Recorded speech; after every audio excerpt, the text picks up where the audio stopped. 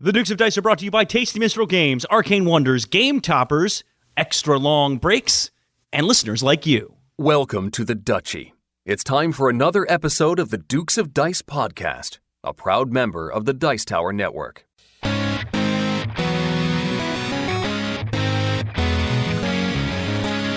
Coming to you from the Duchy in the Duke City, Albuquerque, New Mexico, and the Gateway City, St. Louis, Missouri, it's The Dukes of Dice, a podcast about board card and occasionally role-playing games. Today, the Dukes take a look at S.H.I.E.L.D. Hydra by Spinmaster Games.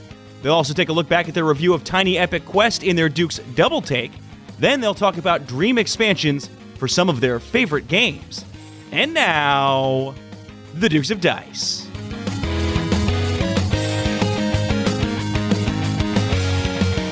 Hey everybody, welcome back to the podcast. This is Sean. And Alex. And this is episode 184, which we're calling S.H.I.E.L.D. and Sword. Of course, S.H.I.E.L.D. is abbreviated, what is it, Strategic Homeland Initiative something Defense? You are asking the wrong person. Oh, bummer. I have not seen the TV show. I've not seen any of the Captain America movies. You're asking the wrong person. Well, this is named by Jesse Metcalf. Very creative name because we're talking about, of course, S.H.I.E.L.D. Hydra, which S.H.I.E.L.D. is an integral part of. And also in our Dukes Double-Take, we're talking about Tiny Epic Quest. So I think that makes perfect sense. So you're not a Marvel fanboy, Alex? I have seen some of the movies. I only recently saw Infinity War when I was flying out to San Francisco to go see my Trojans get their butts kicked by Stanford. I watched Infinity War on the plane. You just saw it? Yeah, just saw it. Holy cow. Yeah. I have not seen, though, for instance, Thor Ragnarok. Wow. Haven't seen any of the Thor movies. In fact, haven't seen any of the Captain America movies. So I've seen much of the series, but there are significant gaps. Oh, I haven't seen, Spider-Man Homecoming. I haven't seen that one either. All right. Yeah. Well, sure. Why not? You've seen all of them. I'm dead sure. I have seen all of them. In fact, we are currently rewatching all of the movies in order. And we're currently, we just watched the Avengers, Captain America, the First Avenger. So next up is the First Avengers movie, which I'm a big fan of. I'd actually never seen The Incredible Hulk, the 2008, that's technically part of the MCU. But hey, that's not the point. We could probably talk about that in theme later anyway when we review the game. Yep. But what I would say is, again, congrats to Jesse Metcalf for that excellent name. And we name all of our episodes with the help of our awesome guild number 2008 over on BoardGameGeek.com. You can go over there every other week for our Dukes on Deck segment. And yeah, we'll give you the rest of the runners up for naming this episode at the end of the episode. Hey, Alex, we're late. Oh, yeah. In more ways than one. We're late, and we're showing, and I don't know. I don't have enough pregnancy references, and I'm pretty tired. So, yes, we're late. Did you get more than 2 hours of sleep? I got way more than 2 hours of sleep. That was a good thing. All right. So I don't want to hear it then, buddy. Did you only get 2 hours of sleep? I only got 2 hours of sleep. Well, that's not very many, Sean. No, that really isn't. And it was quite a crazy day at the office. By the way, I should point out, you are now recording at your office. Yeah, we had a Freaky Friday situation here. I am at my office. You are not at your office, which is correct. The inverse of where we've typically done this. By the way, I don't like Freaky Friday. I like Vice Versa. That's my body switch movie. I think we've mentioned this before. Okay. Have you ever seen Vice Versa with Fred Savage? Absolutely and, not. Judge Reinhold? Nope. It's the type of movie I would have expected you to have seen. Then you have expected poorly, sir. Set your expectations properly next time. So, no, I'm back here in the dungeon of the Duchy for the first time in months. Really first time being down here, and I've got to tell you, the spiders have claimed the dungeon. There are spider webs everywhere, and I was just covered in them just walking from the door over to the recording area. It's a little scary, and you might hear a high-pitched squeal every now and then. Sean, all that means is you're not recording alone. But yeah, other than that, how you been? Well, so let's talk about the delay and what caused it.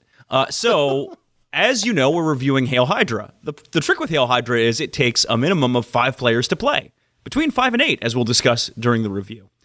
Now, last week, when I was expecting to get plays in. We have a weekly game night now at Monochromatic Wolf, which has been pretty helpful for getting plays in. The trick was we didn't have quite enough people at the right times to be able to play the game. Okay, no problem, no worries. I'm going to go to another game night over at Earthbound Brewing here in St. Louis the next day. That'll be just fine. Oops, only 4 people show up. So then I send Sean an emergency message. Hey, Sean, what do you want to do? How do you want to handle this? Now, Sean always has plenty of a good reason to skip a week these days with the kiddo, the lawyer stuff, all that fun stuff. So you were certainly not upset to be like, yeah, we can push this a week. Yeah. So, yeah, it was my fault, primarily. But, so I will say, what a novel idea to give me warning ahead of time. Uh-huh, yep. Fair enough. Yeah, didn't want to have a Gaia project situation on our hands. Yeah. And I will say I was feeling incredibly anxious as the week went on, as it didn't happen Tuesday, as we got into Wednesday. Like, it just was building and building and building and building and building, and oh, man. Luckily, this week I had no problems. I certainly got the plays in for the review, which we'll discuss later. Other than that, I'm all right. I've been at work for longer than usual, so it is what it is. How are you? Good. Busy, as always. That's it. I'm just busy. I'm just super busy running a high-powered law firm that is neither high nor powered. Takes a lot of effort. It is still a law firm, though, so. Good. Okay. Nice. Yeah. And with more than one lawyer now, as I recall. Yes, we hired a brand new lawyer, and I am eagerly trying to get stuff off my plate, because boy, do I have a lot on my plate. All right. Well, let's talk about games instead of the stuff that's on your plate. What have you been playing, Sean? Yeah, that's something we do from time to time. So, Alex, as listeners may recall, I have been delving, or maybe dipping my toe into 18xx games. Played 5 or 6 times now, 1846. But the new play I have is 1830, which my understanding is kind of the granddaddy of them all. And I think what's funny about 18xx games, Alex, is that they're all named 18-something. And there comes a certain point when you're like, oh, 1846, I like that better than 1830, but I like 1854 better. You know what I mean? Like, it's weird. Yeah. You get preferences. Well, I'm saying it's weird. It's hard to identify the different games and what makes them. Another discussion for another time, I suppose. But 1830, this plays up to 7 players. And if you don't know what an 18xx game is, basically it's a combination of network building, rail building, and some sort of stock ownership, manipulation, things like that. And the object of most of these games is basically to be the richest player at the end after you've broken the bank. And that's going to be through cash on hand and then the various stocks that you've acquired based on their value. So 1846 from GMT is widely regarded as one of the better entry-level versions of this. And I've loved it. It's a lot of fun. I really enjoy 1846, and it's definitely what I would use to teach new players 18xx games. But the stock element of the game is definitely not the focus. The focus is on the rail building, and the stock stuff it seemed to become rote near the end. And I don't know if that's a matter of not catching all the subtleties of it, but it became very predictable towards the end, and there's not a whole lot of shakeup the last couple hours of the game. By the way, these can take 5 to 8, 9 hours. So something, Alex, you would love very much so. Oh, yeah. No, that's definitely a big criteria when I'm looking for my games. So this one has a lot more emphasis on the stock portion of the game. In fact, the rail building in certain ways kind of takes a back seat to the stock manipulation. There are ways to dump stocks. There are that affect the price of the stocks. So this was a lot more dynamic in that regard. So I enjoyed this quite a bit. In fact, I would choose to play this over 1846 just about any day. Again, 1846 I'll use to teach new players. But we played 4 players, and I think we want to try it with 5. I don't know about 6 or 7. The community on BGG says that it's best with 4 to 5. And I think there'd be a little bit more dynamism in the stocks. But I want to get a couple more tries of this, and then branch out into some other 18xx. I own another 2. I don't remember what they're called. Kind of like I was referencing before. Wow. What? That you don't remember what they're called? Well, because they're 18 something. They're like 1844 and 1852. That's what I'm talking about. Is it's hard to kind of keep track and to know what's what. In fairness, I was listening back to in preparation for this episode, to our review of Tiny Epic Quest, and as we were ranking the games, I was like, well, I haven't played Tiny Epic Quest yet. I was referring to Defenders, but I'd completely blanked on the different ones because there's Tiny Epic everything now. So I've been there, and in fairness, those names are very close together. Yeah. But I also I can't imagine ever being in a situation where I'd be messing up stuff in my own collection. But then again, I have a much smaller collection. So it is what it is. Well, fair enough. So if you are interested in 18xx games, try 1846.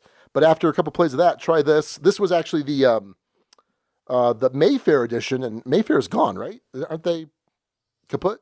I believe so. Yeah. I thought so, yeah. But originally, this was a 1986 game, if that says anything. So anyway, that is my play of 1830, some nice crunchy goodness.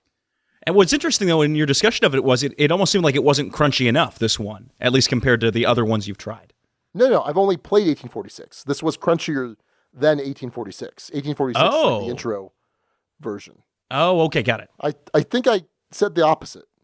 It's possible. It's possible. The 18s are confusing me. I'm a very confused individual. That's what I was saying. And then you were... Okay, all right. Let's move on. We're in rare form. We're clearly not rusty at all. Clearly not rusty. Not at all. For folks, for context too, typically we're both on webcam during this, but the reason I'm at the office is my laptop is in the shop. Mac is currently working on it, trying to bring it back to life and revive it, but my office computer does not have a webcam, so Sean is staring at a static image of me while I get to see all of his reactions in full HD glory. So we got an interesting one tonight. My webcam is pretty terrible, though. It is pretty bad. It's pretty awful. Yeah. Anyway, I've been playing some games too, Sean. Were they as heavy as 1830? Not remotely. In fact, the side-by-side in the show notes is pretty remarkable. The first one I'm going to talk about, I think, is perfect for this situation. Dinosaur Tea Party. Oh, yeah. Dinosaur Tea Party. This is one of the latest restoration games. Restoration, for folks who don't know, takes old games and gives them new life. They've done Downforce and Indulgence and Stop Thief and most recently Fireball Island. What was it? The Dark Tower they just announced they're doing, which has some significance to folks from the 80s, less so for me. I don't recall that game at all, but I know people freaked out when they saw the trailer for that. Dinosaur Tea Party, much like those, is a bring back to life kind of project, but not of a game called Dinosaur Tea Party. This is a re-theme of a game, I believe, from 1976. Wow. Called, I think, Who's It's the name of the game? I'm going to double check that as I'm reading off this or discussing the play experience. Ultimately, it's a slightly more advanced Guess Who, the classic game from my youth, Guess Who, where you say, is your person, well, anyway, you do, it's profiling the game.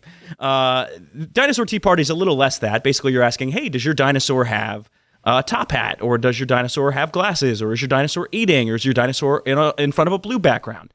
And as long as the answer to that question is yes, you can keep asking questions. But as soon as the answer is no, you're done. Your objective is to guess 3 different dinosaurs at the table. Once you guess someone's dinosaur, it gets kind of set aside, and they get a new dinosaur, a new identity.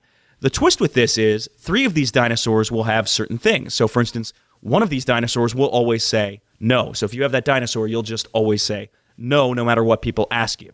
One of those dinosaurs alternates their answers between no and yes, and you can choose whichever one you want to start off with. And one of the dinosaurs, always lies, always says the opposite of what they actually are. It is a delightfully produced, as you'd imagine from Restoration. Their stuff is high quality filler. It is very quick. It's 15 to 30 minutes, and indeed it was Who's It. I just found that looking up on good old Board Game Geek. The art on this is really what sells it, and the theme is really what sells this. If you're not coming in with ridiculous, British tea accents or, hello, I'm Cornelius or whatever else, it's going to lose a little bit of its luster, but because the art is as amazing as it is, and because the game has as much thematic flair as it is a decent filler. This is by no means one of your typical crunchy fillers that a lot of gamers will tend to like. This is pure ridiculousness and is, again, really sold by the theme, not necessarily the mechanics so much, at least in my mind. I found myself delighted by this the couple of times I've played it, and I've even suggested it. Plays 3 to 5 and plays at all those counts seemingly decently well. So that's Dinosaur Tea Party, the latest from Restoration Games, and I like a lot of their stuff, and this is no exception. Yeah, I'm looking forward to trying that because, as we talked about last week in our double takes, we did a lot of Restoration games, so I'm big fans of them. Well, Alex, continuing the heavier trend, I suppose, I got to play Churchill by GMT. Wow. Yep. We were kind of talking a little bit off air. I really want to play Gloomhaven. I want to play War Games and some Rail games, and then any excellent Euros. But they got to be excellent because the last couple months, 6 months or so, I just feel like there's been a lot of decent midweight Euros that come out they're just that. They're decent and they're good. And in a vacuum, I think I'd enjoy them quite a bit, but they don't knock off, something like Castles of Burgundy. And if I'm gonna play a midweight Euro, I want it to be really excellent and innovative and whatever. But so Churchill, and this is coming off the heels of a bunch of other war game plays I've had over the last couple weeks. Some more Paths of Glory, some Combat Commander. Churchill is a 2015 game from GMT designed by Mark Herman, and he is a fantastic war game designer. He's designed games like We the People, which is supposed to be one of the most incredible card-driven war games. And the card-driven system is something I really enjoy, and I'll talk a little bit about that. Churchill is kind of card-driven in certain senses. But this plays exactly 3 players, and each of you is taking on the role of either Churchill, Stalin, or initially Roosevelt, and then possibly later Truman, depending on if Roosevelt dies. And this is a very large-scale look at World War II. And it starts, I believe, in 1943, so in the middle of the war. It's not necessarily a war game in a very traditional sense. There are 2 parts of the board. There's the war side that has the European theater and the Pacific theater, and then there's the conference table. Because basically, this game is simulating 10 conferences where the 3 leaders met every couple months to discuss the strategic plannings of the war. And so on the war side of things, you basically have these different front tracks. So it's it's kind of like a map, but it's not really. It's not hexes. It's not anything that is a very tactical game. Basically, there's the Western Front, and then there's the Mediterranean Front, and then there's the Eastern Front. And each nation is responsible for certain fronts and for advancing those fronts. And depending on how far they advance by the game end, is going to award certain players certain victory points. But the really cool thing here is that in each round, you have the agenda, for lack of a better word, the agenda phase, where the 3 leaders are debating different issues that need to be brought up. And they're debating maybe how the U.S. is going to spend some of its production, or they're going to debate whether certain other theaters should open up, or they're going to debate whether certain nations should advance on this particular front or devote resources to a particular front. And so you nominate which resource or which agendas are going to be discussed. And then through this card-driven system, this card play, you're going to be moving this little 3-way tug of war on these various issues. And certain cards will give you certain bonuses if it's a certain type of agenda that you're moving. And ultimately, you're going to, whoever winds up with those farther along on their track is going to get control of that issue, which is going to have effects then on the war board. This was a lot of fun. I really enjoyed this. The only thing that's kind of weird is it's, at least on an initial play, it's kind of hard to tell how everyone is doing. So you can't quite tell. Like, I thought I was at a distant last based on how the board looked. And maybe with more plays, we'd be able to recognize a little bit better how many points people have. But it turns out I was actually in contention for first. But at the same time, there's this weird wonky mechanism, which is actually really cool. But I think it was a little frustrating to Rory, who wound up losing. Rory wound up having the most points at the end of the game. However, he was not the winner. Does that sound frustrating to you, Alex? Yeah, that sounds weird. Well, because here's the thing.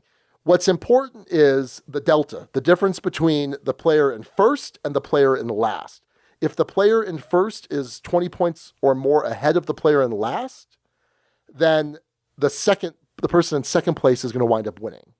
And I think it's this idea that if you come out so far ahead from World War II, because really you're positioning to be the dominant superpower after World War II.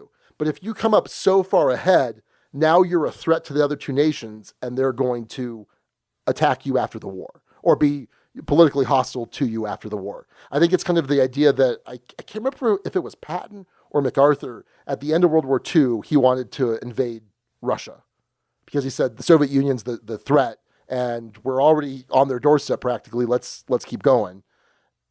But what's interesting is if that first player is not just 20 points ahead, but is actually ahead of the total of, or rather the sum of the second and third place player, then they're so far ahead, they've developed like space lasers and stuff, basically, then they still win anyway.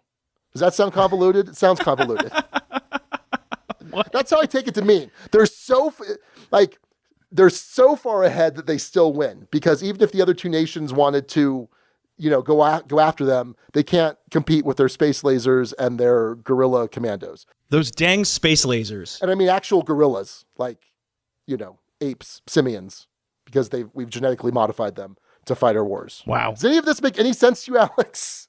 I mean, it does in principle. I think it sounds at least thematic enough, but I could see myself being quite annoyed by that finish if I were Rory. I think I'd be in the same position as he was. Well, and I it's interesting because I think it means that, number one, you need to be able to recognize better where everyone is at points-wise. And we'd be able to do that on a second play. And number two, you want to help the person in third, right? Because if you're in first, well, I need to make sure to funnel some points to the third place person so they're not lagging so far behind. There's a lot of subtleties here. The first couple rounds, it just seemed kind of like everything was on rails, and the decisions didn't mean much or didn't matter. But as we picked up on the subtleties, holy cow, this game got really good and really tense and really cutthroat. So there's a good chance that since it's fresh in our minds, we're going to give it a second play. You know how on some like heavier games, it's good to get like multiple plays in right away to really cement how the game works? Yeah, very familiar with this. But yeah, that's what we're going to do. So we'll probably get another game of Churchill. I highly recommend it if you've got 3-player count, you like World War II, and you want to, instead of doing like a war game, you want to kind of look at the political side of things. This game was awesome. It was a lot of fun. So that's Churchill. It sounds like it has the potential to be something I would maybe enjoy, except I'm envisioning the GMT components and already being upset by that. Okay, I think it looks good. It's on a mounted board. Like Combat Commander has paper maps. You don't like that, but it's got a mounted board. I think it's actually a really good production, not just for GMT. And by the way, I'm not, discounting GMT's production. I like GMT. I know you do. Oh, I love GMT. You're a GMT fanboy. Yeah. That makes sense. I've got a bunch. So Rory and I decided we're going to just start knocking off, because I've got probably another 12 or so GMT and other various war games, and we're just going to start knocking through these because we're having a blast with them. They're a ton of fun. Apparently, Rory didn't have such a blast last time. Well, it's all right. He's doing fine. By the way, if I don't know that Rory listens that much anymore, but oh boy, I really kick his butt in Paths of Glory. It's awesome. We're gonna play again in 2 weekends, and I'm just looking forward to it. Like I've been the Central Powers because World War I, and he's convinced he's figured out the perfect Allied strategy, and I just can't wait to prove him wrong. Can't wait. So anyway, that's me dissing on Rory. And also moving further and further down the path of heavy games. delicious. The Dukes of Heavy Cardboard, coming soon to a podcast stream near you. Well, I'm not going to be talking about a heavy game, surprisingly enough. Shocker. I am going to be talking about a midweight Euro. A midweight Euro, Sean, I don't know if you've played. Have you played Cavern Tavern? I have not. Cavern Tavern, I don't know if it would break your streak of not being satisfied with midweight Euros. So Cavern Tavern, done by Final Frontier Games, is a game where you are playing a server in a tavern filled with fantasy heroes, some of whom need really complicated drinks and some of whom need very uncomplicated drinks. You are going to be rolling your dice at the start of your turn and then placing them out on the board to collect ingredients, to serve up drinks specifically to these heroes in the bar. You can also do errands around the kitchen to improve your score there. Or you can go tattle on to other players, to Mr. Nasty, who runs the bar and can really mess with a player's day in some interesting and strange ways. Every time you do errands in, say, the kitchen or around the bar, mop up or whatever else, you'll move up on those tracks, which might give you some benefits towards placing in those areas. So there's two ways to get ingredients, Sean. Okay. You can get an ingredient by placing, let's say you're looking for, off the top of my head, ale. Ale is on a 4 pip die. I don't know if that's actually true, just an example. You can either place a 4 to get that, or you can do a kitchen errand and place a total of 8 value between 2 dice on those spaces to get both the kitchen errand and that. You can also go and get wild ingredients. You can get special items, which break the game in different ways. The longer you make a customer wait, the less victory points they're worth. And in fact, if you wait too long, Mr. Nasty gets real upset with you, takes away a bunch of victory points, and knocks you down, as we kept calling it during the course of the game, the Nasty Track. The Nasty Track. It's a resource management game with a little bit of take that, dice placement. But what this does differently than other dice games, and not in a good way in my mind, is in a lot of cases, higher numbers are more powerful because they get you access to more powerful actions versus lower numbers, but you're just straight rolling the dice at the start of the round. There isn't a ton of mitigation. In fact, I'm trying to remember, there might be on some of the item cards, but in terms of the typical mechanics, if you roll all ones, sorry, you've got all ones. You can discard dice to get items in certain ways or get wild ingredients, but you might be locked out of getting that one last ingredient you need to satisfy the elf who's sitting at the bar waiting for their drink for the past couple of rounds. This is played over 9 or 10 rounds, somewhere in that ballpark, and then you're going to tally up victory points. Whoever is in last place at the start of each round will get an extra bonus die they can roll to provide actions, and that's effectively the game. My thoughts on Cavern Tavern: it is thematic. It has a nice flair to it. The Nasty Track was just fun to say. It was fun to go tattle on people and trigger thresholds that might really mess up their game, mess up their score. There's secret objectives. It's a decent enough Euro, but the lack of mitigation, at least in the game we played, and there's a lot of variance built in, but that lack of mitigation really reared its ugly head. I did just fine in the game. I actually won by a decent margin, but it still bugged me in playing it. So that's Cavern Tavern. I don't know if I could quite recommend it, but it's not terrible either. So if you don't mind theme over, say, mechanics, this would be another one to kind of take a look at, but not one I'll necessarily want to return to a ton. Okay, fair enough. Well, Alex, I guess that does it for our recent plays, but before we move on, I did a Belongs Somewhere Else in the Duchy. And so if you're not familiar with it, over on our Board Game Geek Guild, every now and then we have some of our awesome guild members who say, you know what, this game, it's just not for me, but it belongs in the Duchy, but wait, it belongs somewhere else in the Duchy. I put up Altiplano a couple weeks ago, which we reviewed a little bit back. It is a bag builder from who's it by? I can't remember who it's Renegade? Renegade. Yeah, by Renegade. And I wasn't crazy about it. I think I liked Orleans better, especially with the expansion, one of the expansions. So I said, hey, I'm going to put this up in the guild, and we'd announce the winner podcast live, for lack of a better word, or term, or phrase, or two-word thing. So Alex, do you remember how many people we had? You have on your post a guild record 116 thumbs. I thought I was hot stuff when I put up Arboretum there prior to Renegade announcing a reprint of Arboretum, and Sean just comes in and demolishes with Altiplano. By the way, the other night, Raquel was like, let's play Arboretum. And I'm like, cool, that sounds amazing. I could not find my copy of Arboretum. Oops. Yeah, I was super bummed. I don't know where it is. But hey, guess I'll buy a new copy from Renegade. All right, Alex. So I have random.org open, numbered from 116. I am generating a random number. Drum roll, please. The number is 38. All right. So I've got my Google Sheet opened, and I've got my character delimited list of names. 5, 6, 7. I'm going to edit this out. So, Alex, let's see, 32, 33, 34, 35, 36, 37, 38. The winner of Altiplano, Alex, is Mini Ben 1. Okay. Woo! Hey, wait, let me try that again. The winner is Mini Ben 1. Okay. No. So Mini Ben won.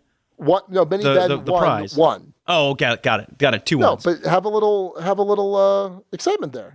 So Mini Ben 11 won the prize. No. All right, I'm going to try again. So, Alex, Mini Ben was the random draw. Oh, yeah. Okay, No. that makes sense. Yeah, woo! Oh, yay, good job. Congrats. I want to see the Kermit the Frog when he's like waving his arms in the air. Yeah, there we go. So, Mini Ben 1, congrats. I will shoot you a message on the Board Game Geek and get that Altiplano to you. I hope you enjoy it, and I hope you love it, and I hope you have great times with family and or friends playing Altiplano. But not both. One or the other. You got to pick. No, that's why it's and or. All right, fair enough. Anyway, so thanks everybody on the Guild for participating, and of course, good luck on any future Belong Somewhere Else in the Duchies. Hey, next up, no news this week because we didn't feel like it. We're going to go straight on in to the review. So Alex, you're coming up in the world. You got yourself a new game table. Wait a minute, it's not quite a game table, is it? Well, it might as well be for all intents and purposes. It's a game topper. It's a Watson model game topper. It's perfect for game night. Plenty of room for people to play. Really upgrades the whole look and feel. Turns what's normally just a typical dining room table into the perfect gaming space. So I love my Watson, and I'm sure plenty of other people out there do too. So let me get this straight. You get the best of both worlds. You get your conventional dining table plus an amazing game table all in one. It's like Christmas in July. Well, that Berkey is one innovative dude, and I'm excited at some point to play on your game topper. Well, you got to come out here to St. Louis and come visit me for AlexCon. That's Game Toppers. You can learn more about them at GameToppersLLC.com.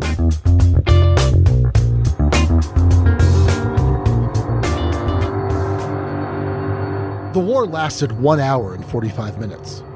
No one remembers who fired first, but the outcome was worse than even the starkest of projections imagined.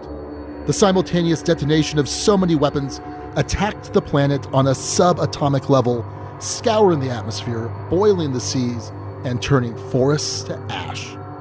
To operate and survive in this new hostile environment, powerful walking war machines were created. Critical Mass is a game of hardcore, heavy-hitting mech-on-mech combat. As the pilot of a massive war machine, you must head out into the irradiated wastes and face down the unworthy upstarts who dare to challenge your dominion. After all, the honor of your survivor enclave is riding with you.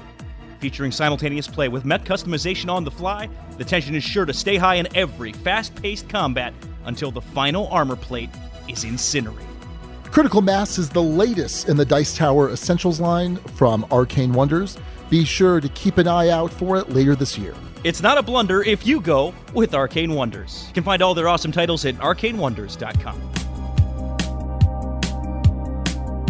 Hey Alex, have you ever wondered what trolling would look like as a board game? I haven't. I think it would be a lot like Nothing Personal, but... Okay, well, it's interesting that you say Nothing Personal, designed by Tom Vassell, because Trade on the Tigris is a game that was designed to troll Tom Vassell about trading on the Mediterranean. Oh, there you go. Trade on the Tigris is a brand new game from designers Ryan Sturm and Jeff Engelstein. In it, players will develop cities, trade with one another, and watch as the interactions you have will cause the sharing of philosophies between cultures. The very core belief of your city may change because of this, so you'll need to adapt and grow to score the most points to win the game. Trade on the Tigris will have a greater release later in 2018, but TMG has airshipped in a small number of copies to be sold exclusively at Gen Con. And TMG is excited to show off this awesome game at one of the biggest conventions in the world. If you can't make it to Gen Con, you can always check out all of TMG's awesome titles at their website, playtmg.com. Tasty Minstrel, delicious games. This week, we're looking at a game with a former Dutchyism as its name. It's trying to take the world of Marvel and combine it with the best of social deduction. Does it pull it off successfully? We'll tell you. It's Hail Hydra. Hail Hydra is a recent release published by Spinmaster Games, designed by Nick Metzler, with art by the McCowan Design Agency. And this is a social deduction game, which, Alex, you know, I'm a big fan of, and you're a moderate fan of, I would say, that style of game. Oh, I would say more than that. I do tend to enjoy it when I play it. I'm not as good at it, and as we'll talk about in plays, I can get bamboozled, absolutely bamboozled in these games. Okay. Well, the object of this game is to either protect New York City if you are a S.H.I.E.L.D. member, or to destroy New York City if you are a member of Hydra. So this is a Marvel-themed game, and it's a secret identity game where you're going to hand out some cards, and most people at the table are going to be members of S.H.I.E.L.D. Others are going to be Hydra agents who are pretending to be members of S.H.I.E.L.D. In fact, the Hydra agents will get to know who each other are because there's a closed eyes segment at the beginning of the game. They get to see one another and act appropriately from there on out. But again, you want to make sure that everyone thinks that you are a S.H.I.E.L.D. member. Now, in addition to having this identity, you're also taking on the role of a superhero. And the superhero has a once-per-game special ability. And there's a whole host of Marvel superheroes, Captain America, Spider-Man, the Hulk, etc. Really cool theming, really cool art. It does this, I think, really well. Hey, that's the review portion. I'll come back to that. Nice. So what you're doing is you are basically playing cards to a common pot each round, and the cards are either positive from 1 to 4, negatives from 1 to 5. And what you're trying to do is have a net amount that is going to then deal damage to the particular villain, and there's different villains that you'll face each round, getting progressively harder. And if you are able to deal damage to them, you'll apply that damage. If it kills them, great, you've succeeded. If not, if they don't die that particular round, then they're going to deal a certain amount of damage based on which villain they are to the city. And you'll tick down on the city, and if it gets to 0, the S.H.I.E.L.D. agents lose. Now, after some rounds, you, in theory, might have some information, and you can vote on who you think might be a Hydra agent. And so you'll put your hands up in the air, you'll count 1, 2, 3, and then you'll simultaneously point at someone. Before this, hopefully you're doing some discussion to kind of, throw someone under the bus or whatever. Some discussion, table talk is really important. And so if there's a tie, no one is out. If there's a majority, then that person is going to be out for that next round. They have an option. If they are a Hydra agent, they can reveal themselves to be Hydra, and then they have some additional ways they can kind of interact with the game to kind of thwart the S.H.I.E.L.D. players. But yeah, essentially that's what you're doing over several rounds, and then subsequent rounds there might be the votes will increase. There's 1 vote, and then 2 votes, and then 3 votes. So you can have multiple people out, and either you are killing the final villain, which in the base game, which is all we have available, is Red Skull, or you are destroying New York City because you're a dirty Hydra agent. And that's how you play Hail Hydra. So, Alex, What are your initial thoughts on Hail Hydra? So, this is a game that has a lot of things going for it. It takes sort of that Battlestar Galactica-esque experience of kind of going on these missions and maybe succeeding, maybe failing, contributing, and puts it in an experience that is a lot easier to teach and takes a lot less time to play. That's pretty nice. It is beautifully produced. I think the production that they did on this, as we'll discuss in more detail, I think they nailed it. It feels thematic, and if you really enjoy this theme, I think you're going to really enjoy this game. I think it's got some significant issues with gameplay, which baffled me a little bit as I was playing. And ultimately, I think it can have a good place in a collection. I just don't know if it'll have a place in my collection, which is tipping my hand at the review. We'll go from there. But that's my initial thoughts on this one, Sean. So, Alex, I'm going to talk a little bit about Nazis. Is that okay? Sure. So I'm just going to go out on a limb here, unpopular opinion, but Nazis suck. So yeah. Yep. Yeah. So Hail Hydra, that's something that I said for a long time because I worked for the banks and I worked for the insurance companies, and it was just kind of a little tongue-in-cheek joke. You know, I work for the bad guys. And I tend to like, in various IPs, I tend to like the bad guys. There's something cool about them, even though, you know, like Darth Vader is just a genocidal maniac. But hey, he saves Luke at the end and everything's fine. I'm rambling now, but the point here is that I stopped saying Hail Hydra because even though Hydra's its thing and it's fine and it's in Marvel Comics and I love Marvel, it's still that the Nazi origins, and now it's Nazis are a thing that like are back in a sense. I'm not trying to go too deep on political things here, but I stopped saying it. Let's talk about the game. I love social deduction games. The Resistance, and especially the Resistance Avalon, are two of my favorite games, and I love them. They were Avalon was on my top 10 for every year that we've done a top 10 from 2014, except this last year. And I'm always looking for a social deduction game that's gonna topple the Resistance Avalon. And one game came close, and again, it involves Nazis, and that is Secret Hitler. Secret Hitler is excellent. It is an excellent social deduction game. I think the theme is poor. We've talked about this.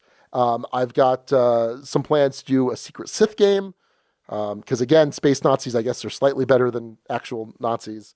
But, Alex, this game, it does not come close to toppling either Secret Hitler or the Resistance Avalon for me. I would have been surprised if it did. Yeah. I would have been surprised based on my play experiences if it did. And we'll compare notes here. We don't talk about our play experiences a lot prior to the show. So, but I have a feeling you're going to come down pretty similarly to me on this one, if I had to guess. Yeah, it could be. I thought it was interesting. I liked the special abilities of the characters, the heroes. I liked the special abilities of the villains that added a little bit of flavor to the game, but also some variability. But yeah, it was a fine social deduction game that maybe went on a little too long and ultimately did not, information was not conveyed in very subtle ways or in ways that made me feel clever. If that makes sense. And I'll explain that a little bit more. So the rule book, Alex, did you teach this game? Yes. In fact, in my most recent play experience over at Jamie Stegmeier's, taught this to a group of 7. A group of 7 people was my most recent play of this game. I taught it from the rulebook. This game comes with a first play rulebook and a full play rulebook, which I found an interesting decision. And I like when games try and, hey, play as you go, learn the rules, pick up as you go. For my first play experience, that seemed to do a decent enough job of getting into the thing. However, when you are at a table with gamers, with folks who play a lot of games, there's going to be rules questions that come up, and a rulebook absolutely has to address those rules questions. Ooh. And in my experience, there were at least enough situations that weren't clear or weren't easily made clear that may be in there, and maybe if I were to go back and reread, I could find it. But in the moment, I had a real hard time finding some things. I'll give some examples, and Sean, you might be able to answer this or not. Okay. Can revealed Hydra agents vote? We said yes, because they're technically still on the team. Unless they're kicked out, unless they're off the team. Yes, but it wasn't clear. That wasn't clear exactly. Once you've been voted off of a mission, aka knocked out, do you still get to vote in subsequent rounds? No, because you have to be on the team to vote. There you go. Whether you're Hydra or not. Yeah. A revealed Hydra or not. Yeah. Yeah. Some of this stuff isn't spelled out as far as that goes. It isn't spelled out as far as card timing goes. There was some frustration around the communication rules, and the game definitely bogged down as far as that goes. It just wasn't clear enough in the places it needed to be clear. And it's baffling to me because this is not that complicated of a game. It really isn't at its core that complicated of a game. And yet this one, the rule book, I think really was a letdown ultimately for me. Yeah, so I feel like the Learn to Play rulebook, the two different rulebooks, right? The Learn to Play rulebook was, I wouldn't use that again. Obviously I wouldn't use it again, but had I known what it was going to be, I wouldn't have used it.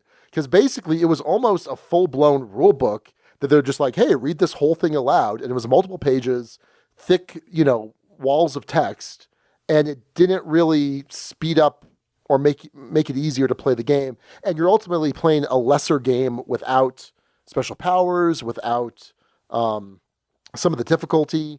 And I think I just would have rather invested the 10 minutes to just read the full rules and just come out running. Now, maybe if this is being targeted at, not hardcore gamers necessarily, maybe that's going to be helpful. But if you're a gamer, don't even bother with that. Just jump into the regular rules, I think. But I agree with you, Alex, too, that, yeah, there were some corner cases that weren't quite covered that seemed kind of obvious. So, yeah, not a ringing endorsement. But what is a ringing endorsement for me were the components and art. I think this game looked fantastic. It used I don't know how to describe the art style, but I dug it. Did you like the art, Alex? Oh, I'm 100% on board with you. I think this game looks great, and they made some production decisions that were nice. The little discs, the kind of coasters that you have for your identities to keep that secret is nice. The cards are of refined quality. The art style's great. The graphic design is clear. They have some nice rules on the backside of all of the cards that kind of remind you of certain things in situations. If you're revealed Hydra, do this in this situation. Yeah, I think on a production standpoint, not just from the look of it art-wise, but graphic-wise as a whole, I think it came together really well. It even has a really nice insert that keeps everything properly in place. So no complaints there. In fact, I think it's a strength of the game. Yeah, no, absolutely. So as far as the gameplay goes, so like I mentioned before, man, I love social deduction games, and I tend to be really good at them. Now, in this game, I didn't feel like there was a whole lot of choice or agency. And that's not to say that it didn't try and create that for you. So like, for example, you have a hand of these cards, and you can choose to play between 1 and 3 of them. So, hey, there's an illusion of, well, that's not fair. There's some choice there because you could choose to play between 1 and 3 of them on each mission. And then each round you get to draw a card unless you're the first player for that turn, in which case you discard your hand and then draw, I believe, 6 new cards, right? But it's highly dependent on the luck of the draw. So you could be a S.H.I.E.L.D. agent and you're drawing nothing but negatives. And you could be a Hydra agent and have nothing but positives.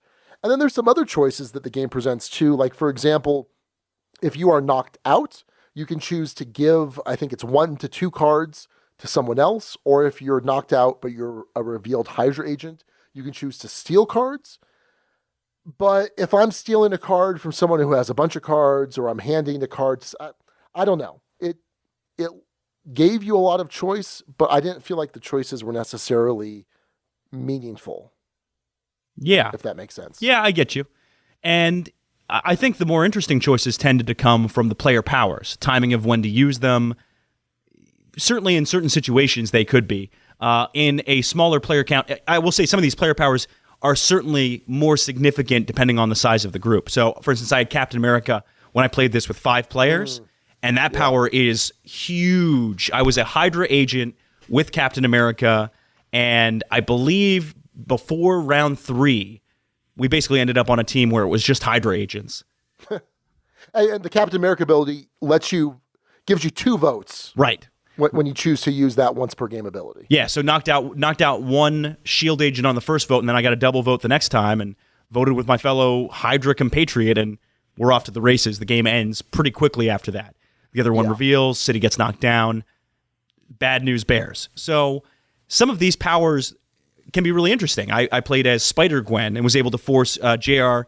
Honeycutt was playing in our game. I was able to force him to play cards face up for a round and kind of keep him honest, at least for a bit. I mentioned, Sean, I can get bamboozled sometimes. Sometimes I'm fantastic at these games, or think I am. And sometimes I'm just a step or two or three behind. I think you and JR at some point absolutely need to play some sort of social deduction game. He is your kind of player as far as this goes. He plays the same kind of way you do, makes arguments, has good control over the table, is very good at being deceptive in those games, played it very well. I suspected him the whole time, but didn't actually vote for him. And when it came to a key vote at the end of the game, and the other player who was on S.H.I.E.L.D. had done everything they could to set things up, I ultimately flip-flopped and went from kind of slightly mistrusting him to mistrusting this other person the whole time, who he had been kind of casting aspersions on the whole time. And nope, we ended up with 2 Hydra on the last mission against Red Skull and burned down in flames. And I got played. I got played by JR. Well played, JR. You beat me, and you beat me bad.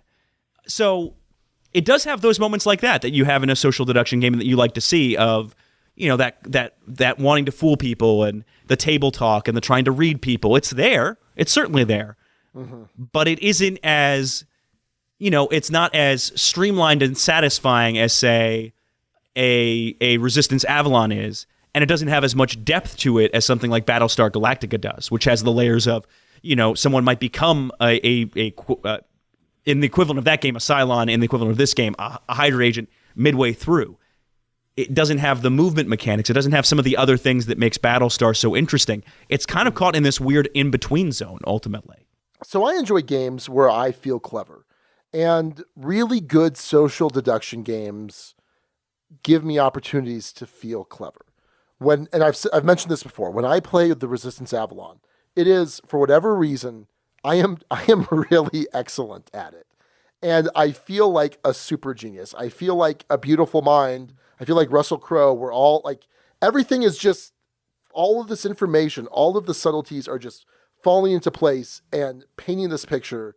And it's incredible. And it's like literally nothing else in my life makes me feel this clever. There are maybe times when I'm in court and I make this perfect argument, or I see like a judge like nodding along with me. But seriously, like, something about playing the Resistance Avalon is amazing. And I felt none of that in this game. There was it felt too random, and it felt like it was too hard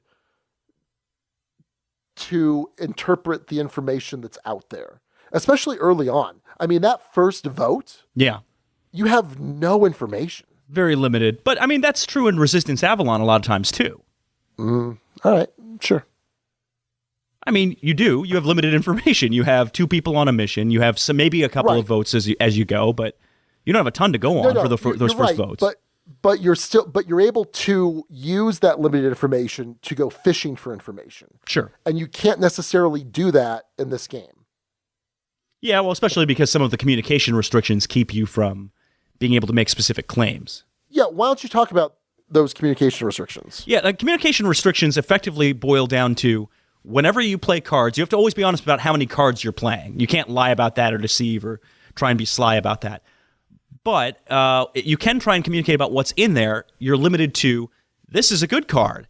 This is a good card and a bad card. You can't say this is a very good card, or this is a very bad card, or even this is a 4. This is a good 4, or whatever else.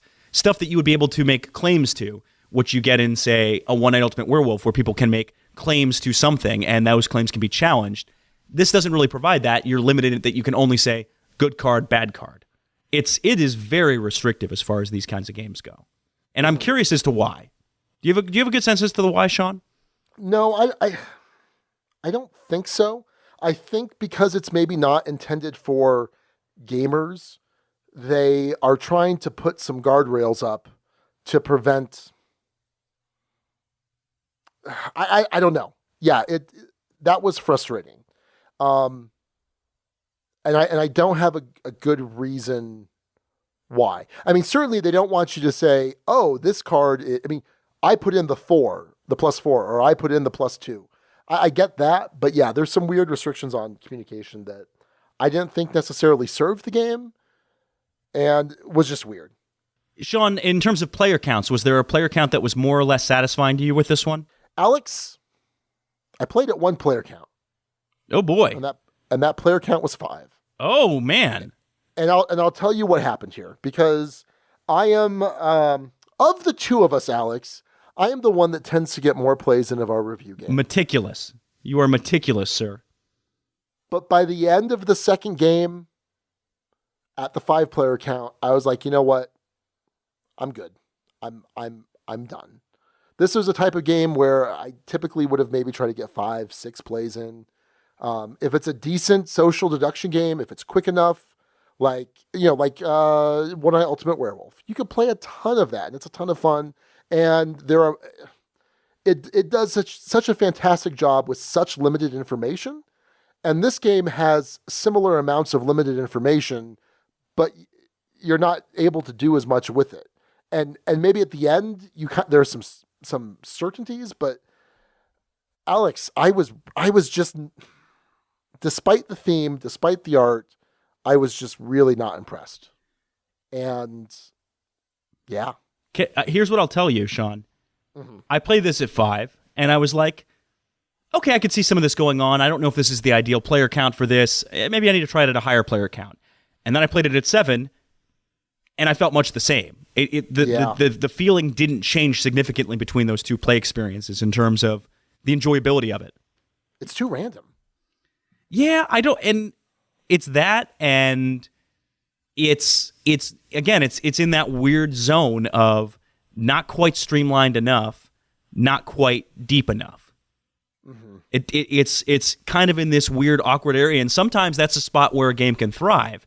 I think in this case, it isn't. It just isn't. Now, in isolation, if you're who this game's targeted at, which I think you're right, is more of the casual crowd, right? I think there's going to be a lot of groups that are going to be very satisfied with this. And if you're into the Marvel theme, I think that's going to be an area. And let's talk theme. Sean, did you feel this game was thematic in an enjoyable way? Well, hold on, because I've got one more thing to say about gameplay innovation. Do it, and then that's it. All right. So the one other thing I want to talk about is the forced plays. Right, I mentioned this a little bit earlier, where you're a S.H.I.E.L.D. agent and you have nothing but negatives, and that's frustrating. That's fine, but no one, unless someone's using a power where they get to reveal those before you play them or get to look at them or whatever, there's no social downside to that. Yeah, certainly that doesn't help the team, but there's no downside as far as what everyone thinks about you necessarily. Now you take a game like Secret Hitler. In Secret Hitler, you have the president and you have the chancellor, and I can't remember who goes first, but one of them gets basically, I think it's three tiles that are either good or bad, right? And they remove one of them and they give it then to the second person, who then picks up from the remaining 2. And so you have the chancellor, the first player, whoever that is, able to give information. Oh, guys, look, I gave him good stuff, or I only had bad stuff to give. And then you have the next person that's able to say, guys, this person only gave me bad stuff. They're lying. And you have this ability to have information that you know to be true, but you can't necessarily convince everyone else about that. And that creates a lot of drama and a lot of dynamism that I feel like this game lacks. I'd agree with you. Yeah, there isn't a ton of information to call people on. Right. Yeah. So, well, Alex, to answer your prior question, the theme is fantastic. It really is. I grew up as a DC kid, Alex. I grew up with Superman and Batman. I remember reading the death of Superman in the mid-90s, and I was spoiler alert. Yeah. I was always a DC kid, and I spent a good chunk of the 2000s reading DC comics. And then the movies came out, the MCU, and man, Marvel was just, I mean, they're just knocking it out of the park, Alex. I love the Marvel movies. I've got the Marvel, what's it called? The Marvel Pass on my Apple devices, where I basically have unlimited access to every single Marvel comic that's ever existed for like $9 a month. And I'm currently like reading all of the Black Panthers from like 98 on, and I'm reading, I mean, so much stuff. I have become, in my older age, a huge Marvel fanboy. And I love these heroes. I love these villains. There is, for whatever reason, some weird connection to Hydra. So like this theme is incredible. And I think that it does a good job with some of these player powers, with especially the villain powers. I really like the villain powers, I think, the most. And I just wish it were a better game to really capitalize on this amazing theme. And so it's just kind of a bummer for me. All right. I like Marvel. I don't love Marvel, but yeah, the unique powers were pretty delightful. The unique villain abilities were pretty fun. Destroying New York, it all fits together. It all feels reasonable, other than, I guess, a Hydra agent, a revealed Hydra agent being like, hey guys, I gotta say too, right? They're like in manacles and they still have voting rights in the context of that group. Seems pretty weird still. Yeah. Yeah, in any case. No, I thought it was thematic and did that pretty well. Hey, no guilt thoughts on this one, Sean, so we're just going to jump right to ratings. And I think folks are going to get a sense from the course of this review.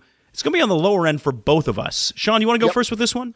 I sure will, Alex. We rate games on a 6-point scale. A 1 is poorly designed but playable, not necessarily fun, whereas a 6 is an all-time favorite that is a contender for the top 10. Alex, it's a 2. This game is a 2. Wow. Game has some merit, but has significant issues. The subtext to a 2 is whether or not you'll play this game again. Alex, I will never play this game again. Never. I just won't. There are, especially for the length of time this game plays, it overstays its welcome. There's not a whole lot of information that's conveyed. There's not a lot of opportunities to feel clever. There's a randomness to it that I really don't like. I will never play this game again, despite the amazing art, despite the cool theme. I'll never play it again, Alex. It's a 2. All right. Simply said. Sean, I am just slightly higher on this. Not by a ton, but just slightly. I will potentially play this again. I don't feel a need to have it in my collection, but if this is suggested at, say, Monochromatic Wolf Game Night, I'm not necessarily going to turn it down. Certainly at 7 players, it overstayed its welcome. Clearly overstayed its welcome. At 5 or 6, it was actually pretty quick. Now, that may have been the nature of the game. Basically, just past the halfway point, or what would be the halfway point of this game, it pretty much was over. I'm going to put it at a low 3, in the sense that I will play this again, but it certainly has some issues. And although the production is great, the rulebook holds it back, the play experience holds it back a bit, and there are just better social deduction games in this category. That being said, the theme is well integrated enough, delightful enough, fun enough that I could see myself playing this again in the right situation. I just don't think I'm going to be the one suggesting it, and I don't necessarily care if this one's going to be in my collection, per se. So that's where I stand, Sean. Just slightly higher, but I think we're pretty much of the same mind to this one. I'm at a low 3, you're at a 2, pretty close to the same darn thing. Well, that'll just about do it for the review. Hey, it was a Dutchyism, but that didn't help it with the scores. Sean gives this one a straight 2, and I'm just a slightly more generous to Hail Hydra, giving it a low 3. You are listening to the Dukes of Dice, proud members of the Dice Tower Network. For other great shows in the network, check out Dicetowernetwork.com. Back to Alex and Sean for this week's Dukes Double-Take. This week, an unusual situation, one that we haven't found a ton since we've gone bi-weekly, because, hey, Sean, we've caught up with our bi-weekly selves. Woo! We've caught up. Did it. Yeah, Self fives. we did it. Hooray! Anyway, yeah, we are talking about just one game. It's a true Dukes Double-Take. Ah. We're talking Tiny Epic Quest. But this is one that had quite a bit of guild conversation on it. So let's go back. This was episode 158, The Legend of S.H.I.E.L.D. And the guild as a whole, last year, a year ago, was pretty high on this game. That's worth noting. There were some people, there was one person who gave it a 6. There were people who were 4s and 5s. But the overall reception of this was very positive at the time. Ultimately, we both gave it a 4, but both gave it cautious 4s. Sean, you said it was on the edge between a 3 and a 4. You ultimately settled on a 4, but you questioned whether this one would hit the table or not. I gave this one a 4 too. I said giving it a 3 crept into my mind, but I didn't really have a desire to get rid of it, to trade it. I thought the design itself was brilliant, but it just wasn't a game that I enjoyed. So well designed, but not necessarily fun. And the collectability factor was strong with this one. It had me in a position to want to collect all of the Tiny Epic games. And for that reason, it kind of de facto sat at a 4. Sean, have you played Tiny Epic Quest since? Alex, I have not. In fact, I sold it at a gamer's garage sale last time or the time before. So if that tells you anything, Alex, it tells you that it is dropping from a 4 to a 3 for me. And again, a 3, that's not a bad game. It's game is okay, not exciting. We'll play in the right situation. Yeah, I'd absolutely play this again. But I didn't feel like I needed to own it. There's a lot to like about this game, but ultimately, yeah, it's just a 3 for me. Sean, I have played this since. Really? I have played it since. Not necessarily by choice. It was suggested at one point, and I was like, yeah, sure, I'll play it again. Yeah, let's give it a shot. And I might have even played it twice since our review of this one a year ago, weirdly enough. Yeah. All right. Yeah, odd, I know, for sure, but I think I did. And I feel pretty similarly to you, Sean. I haven't gotten rid of it yet, but I'm right there with you. This thing is dropping down to a 3. I still think the design is brilliant, but thematically it just doesn't grab me as much as I wanted it to. The item meeples are a great concept, and I will say Gameland does a fantastic job on the production of its games. The amount of game you can squeeze into that kind of a box consistently impresses me. Sure. But where I've come down, especially on the recent Tiny Epic games, is a pretty similar place with both this one and, I didn't mention it in plays, but I might as well mention it now, I did get a chance to play this week Tiny Epic Zombies. One of the folks here in St. Louis backed it. We got it to the table. We played a 5-player co-op experience. I need to get more plays of it because I need to see whether that's going to... The experience I had with that was it wasn't particularly engaging for the zombie player. There were some elements of fun, but it felt like one of those things that was more of a puzzle than a fun experience. It has some amount of dice chucking in there, which mixes that up a bit. But Tiny Epic Quest, to me, it should feel like this big epic quest across the land, and ultimately just feels like a puzzle, an efficiency puzzle. And anytime a game that's purporting to be thematic doesn't quite hit that mark, that to me is a bit problematic. So I'll talk a little more about Tiny Epic Zombies when I've gotten a chance to play it a little bit more. But that's not only the reason, not just the gameplay, but also I haven't felt the desire to get on the collectability. As we're speaking, I think today or the day before, Tiny Epic Mechs, the next one in this series, just launched on Kickstarter. And again, looks like it's going to have gorgeous production. It's already tons of backers. Trust me, it doesn't need me on board. But I certainly lost the desire to catch them all, so to speak, to have a full collection of Tiny Epic games. It's just not necessary to me. There are ones in this series I really like. There's ones in this series that they're all well designed. They're all beautifully produced. And some of them just aren't fun. And Tiny Epic Quest to me just ultimately isn't that fun for what it is. I think they did, a fantastic job designing it, producing it. Ultimately, it's a 3. I'd play it again, but it's certainly not what I'm going to suggest. And if I end up selling it at some point, I'm not going to shed too much of a tear over it. So, yeah, that's where I stand with Tiny Epic Quest. And, Sean, I will say this. The Guild followed suit big time on this one. Yeah. The Guild right there with us, to a person pretty much. So let's start off with Paul Naxer. Paul Naxer says, Tiny Epic Quest was a love letter after Tiny Epic Galaxies for me. From a push-your-luck kind of game to a more strategy-based game. The theme, art, and components were on point, and I was excited to get this one to the table. The gameplay gave some of the strategic decision space I was looking for in the map movement and placement of workers.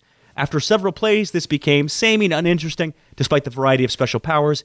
It left his collection 3 out of 6. Yeah, samey is a good way to describe it. Rob Pettit says, I still like Tiny Epic Quests and how it feels like solving a puzzle, although I like Galaxies and Western better. I originally thought it would be my favorite, but doesn't quite get there. For me, it went from a 5 down to a 4. And I'll say this, I still really like Galaxies. I think Galaxies is excellent, but fair enough. When we were ranking these for that episode, Galaxies was my favorite. It still is. I've played it since. I think Galaxies is a tremendous game. And I know you are way down on Western. I liked Western a lot more than you did. And I still do. I still like Western a lot more, although it hasn't gotten to the table of late. Sylvain Lacroix says, I really enjoyed my first few plays of the game, but like most Tiny Epic games, it fell flat after a few games. I'm a huge fan of the series, but usually all the other games except Tiny Epic Galaxy lose their luster really fast. Don't get me wrong, I think they're fine games, but in the end, I wish that every one of these games would be more epic and less tiny.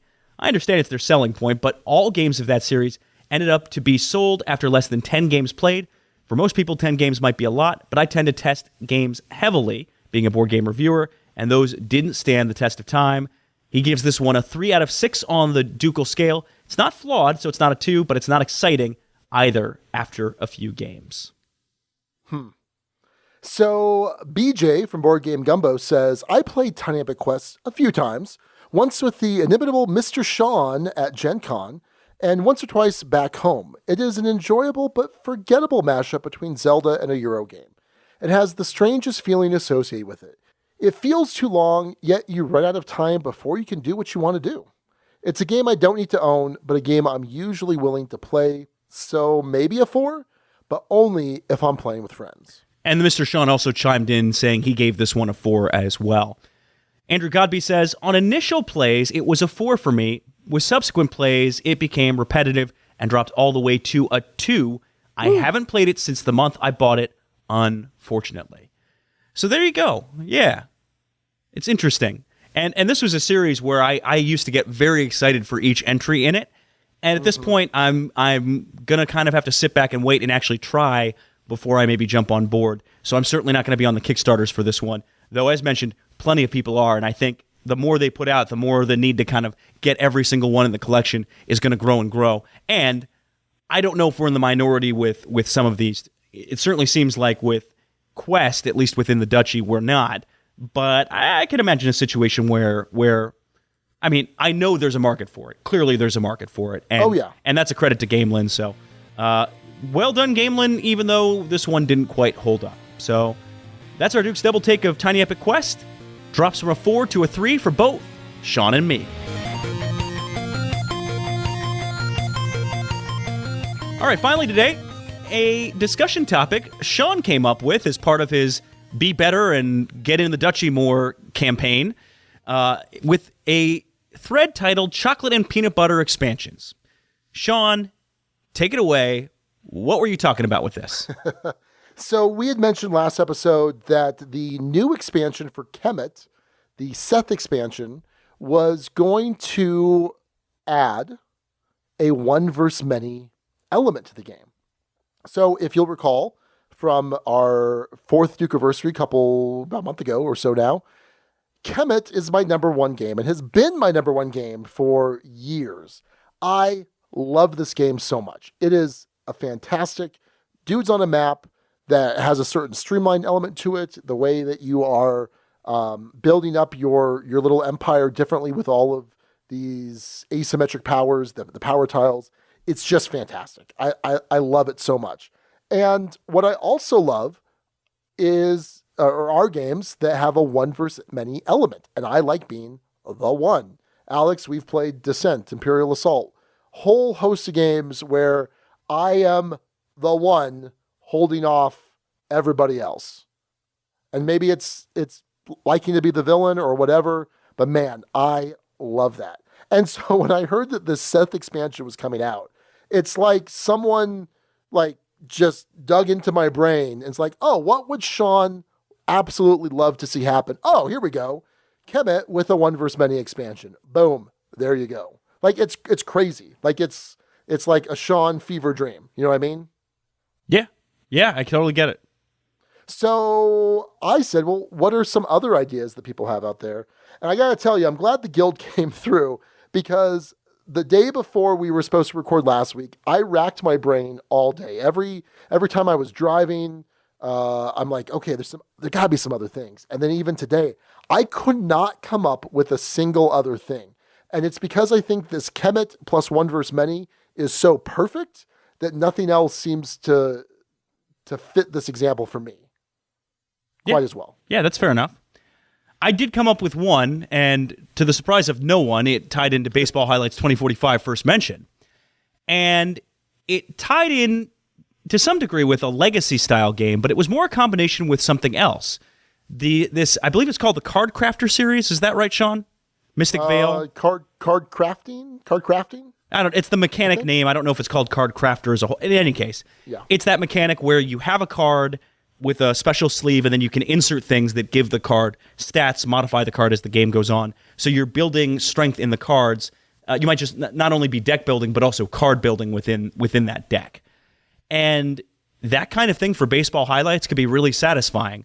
You have a team in Baseball Highlights that not only plays over the course of a season and gets better and goes to the playoffs, and there's a story to tell there, but the players go through individual stories too. Maybe they pull a hamstring and so they're a little bit slower. That fast runner all of a sudden becomes an average speed runner, or someone gets an extra thing added to their hitbox, or someone gets an additional ability, or if you're playing at home, you get nervous in front of the home crowd because they keep booing you, and so you face a sort of penalty there. And we've seen some of this stuff come in with ballparks, but not necessarily something that can be kind of slid into and modified existing cards. I think that could be an interesting way to play out kind of a campaign-style Baseball Highlights 2045, where you're not just upgrading your team in terms of the players, but upgrading the players within your team. So that's the one that came to mind for me. Yeah, that's pretty interesting. I think that along those same lines, I mean, I love any sort of campaign system. And, a game like Pathfinder, the adventure card game, where your characters are getting better over time, or getting new abilities. I mean, I love that. And so I think that would be a really cool thing to kind of add on to Baseball Highlights. I looked at my top 10 lists because I figured, okay, it's got to be an amazing game that I love, and what's something else you can tag on. Obviously, legacy would be some sort of legacy element or some sort of campaign element, but everyone's already doing that, it seems like.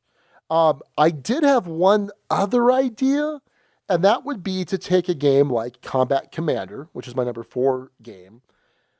And I don't know how you would implement this exactly, but I like this idea of it's a tactical World War II combat game, and I would love to be able to gain experience with certain units over the course of the game that would affect the next campaign.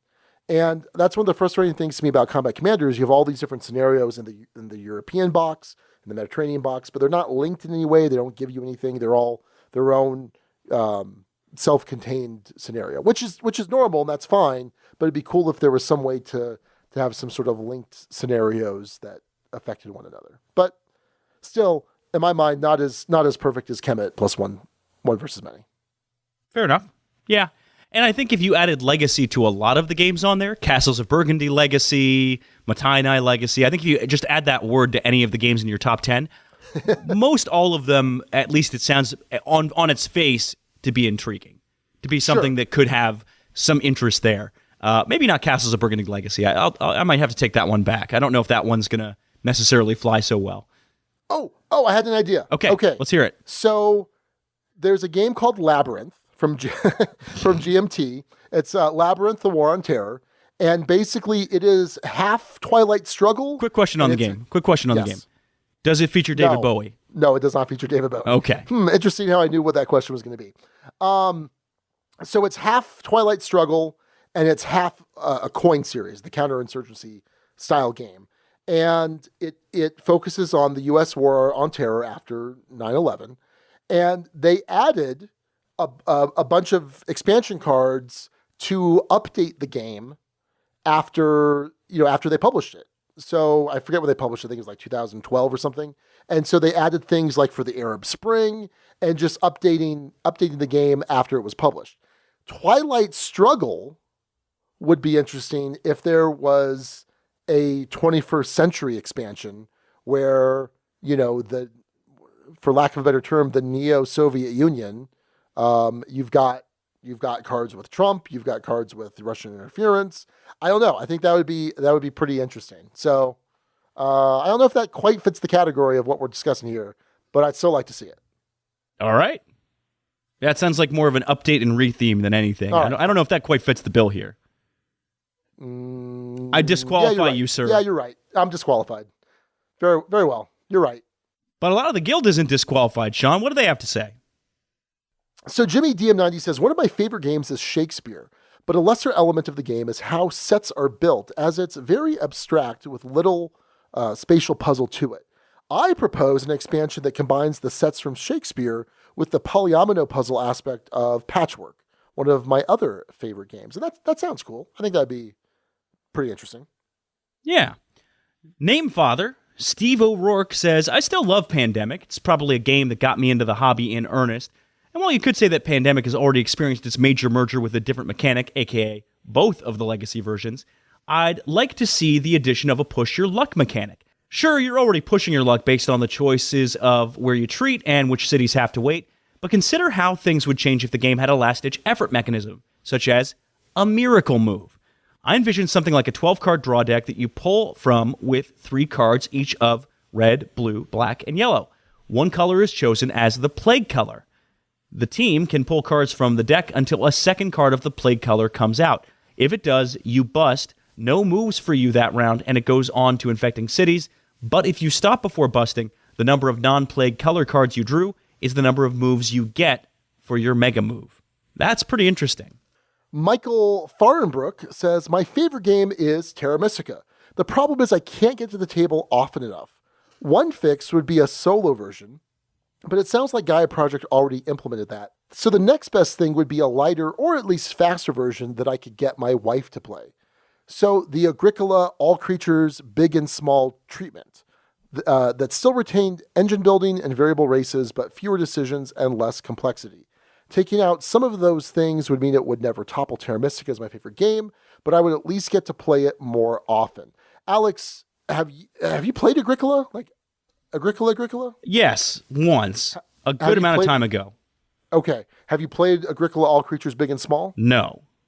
So it really does do a great job of distilling that into a much smaller, lighter, faster package.